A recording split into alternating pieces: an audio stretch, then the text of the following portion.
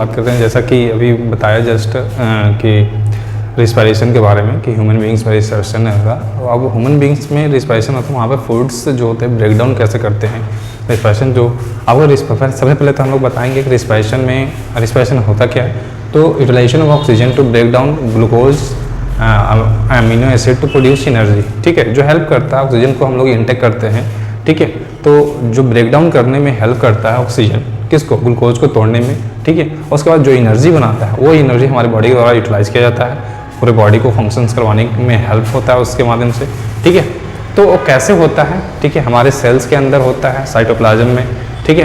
तो वो आइए हम लोग जानते हैं। सबसे पहले तो ग्लूकोज हमको पता है कि क्या होता है, फॉर्मूला ग्लूकोज का C6H12O6, ठीक है, ये होता है। तो 6 कार्बन मॉलिक्यूल्स है, क्या है, 6 कार्बन मॉलिक्यूल्स। ये प्रक्रिया जो होता है साइटोप्लाज्म में होता है, कहाँ होता है, मान लीजिए ये सेल है, ठीक है, तो ये जो है आपका क्या है, साइटोप्लाज्म। तो ये प्रक्रिया क्या होता है, साइटोप्लाज्म में होता है, ठीक है।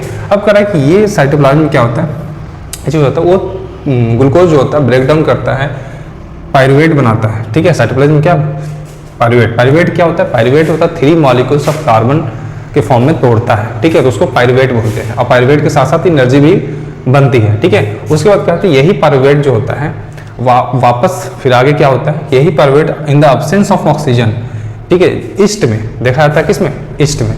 तो ईस्ट में देखा जाता है, तो ईस्ट में क्या होता है कि ये इथेनॉल और CO2 एब्सेंस ऑफ ऑक्सीजन में जब ये पायरुवेट टूटता है, ठीक है, तो ये इथेनॉल और CO2 और एनर्जी बनाता है, जिसमें 2 कार्बन मॉलिक्यूल्स में ब्रेक डाउन होता है। यहाँ पे कंप्लीट ब्रेक डाउन नहीं होता है, ठीक है। तो ये चीज़ें यहाँ पे बनती है। तो उसके बाद क्या होगा, तो ये इसको हम लोग बोलते हैं अल्कोहलिक रिस्पायरेशन भी बोलते हैं, क्या बोलते हैं, अल्कोहलिक रिस्पायरेशन या फर्मेंटेशन भी बोलते हैं, ठीक है।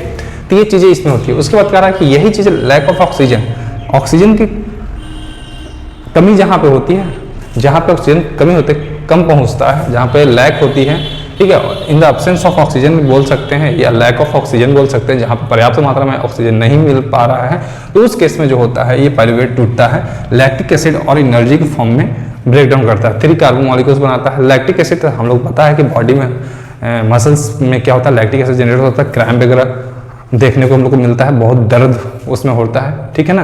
तो वो क्रैम्प आ जाते हैं हमारे बॉडी में, जहाँ पे जॉइंट्स वगैरह होते हैं वहाँ पे ज़्यादातर देखने को मिलता है। तो ये क्या होता है, ज़्यादा वर्कआउट करने से होता है, ज़्यादा वर्क करने से होता है, ठीक है। वहाँ पे रिक्वायरमेंट ज़्यादा से ज़्यादा ऑक्सीजन को होती है, जो कि मिल नहीं पाती है, ठीक है, जिसकी वजह से लैक्टिक एसिड का फॉर्मेशन हो जाता है, ठीक है। तो लैक्टिक एसिड की वजह से क्या होता है, क्रैम्प वगैरह आते हैं, क्रैम्प्स आते हैं, ठीक है।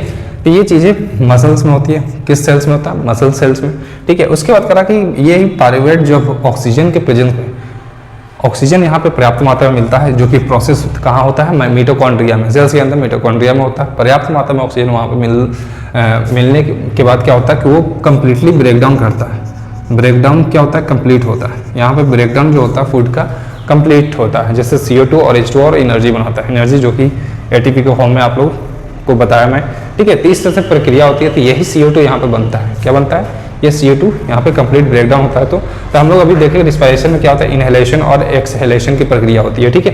तो जहाँ पे इनहेलेशन जैसे ऑक्सीजन लेते हैं लंग्स के माध्यम से, ठीक है, ब्लड में जाता है, ब्लड से ऑक्सीजन हेमोग्लोबिन के माध्यम से क्या, हेमोग्लोबिन के माध्यम से क्या ऑक्सीजन को क्या करता है, हेमोग्लोबिन कैरी करता है, हेमोग्लोबिन कैरी करके कहाँ ले जाता है, सेल्स के अंदर, सेल्स के अंदर ग्लूकोज को क्या करता है, तोड़ने में हेल्प करता है, ठीक है, ग्लूकोज को तोड़ने में हेल्प करता है और एनर्जी प्लस CO2 बनाता है। यही CO2 वापस ब्लड में वापस दे दिया जाता है, हेमोग्लोबिन यहाँ पे भी काम करता है, ठीक है, ये वापस कैरी करता है किसको, ब्लड में CO2 को, ठीक है। और ये CO2 लंग्स में चला जाता है डिफ्यूजन के माध्यम से, ठीक है, और वो CO2 वापस एक्सहेल होकर बाहर निकल जाता है। तो इस तरह से रिस्पायरेशन में प्रक्रिया होती है, ठीक है। तो ये चीज़ें आपको समझ में आएगा रिस्पायरेशन में।